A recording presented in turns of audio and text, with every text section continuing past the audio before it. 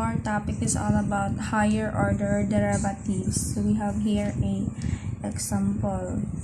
So find the fourth derivative of y is equal to 3x to the power of 5 minus 2x. So y is equal to 3x 5 minus 2x. So first derivative is equal to 5 times 3 x minus 2 is equal to 15x. 4 minus 1, 5 minus 1 is equal to 4 minus the derivative of 2x is equal to 2. Second derivative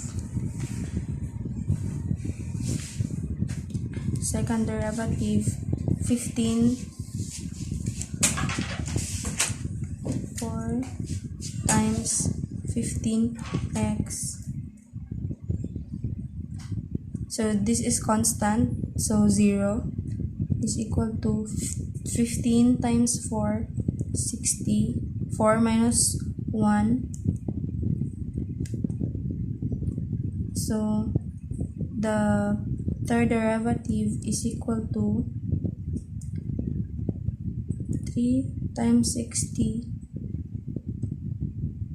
x is equal to 180 x squared. 3 minus 1 squared. So the fourth derivative is equal to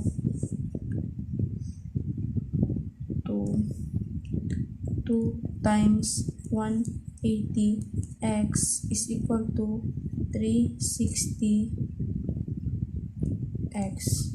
So our fourth derivative is equal to 360 x.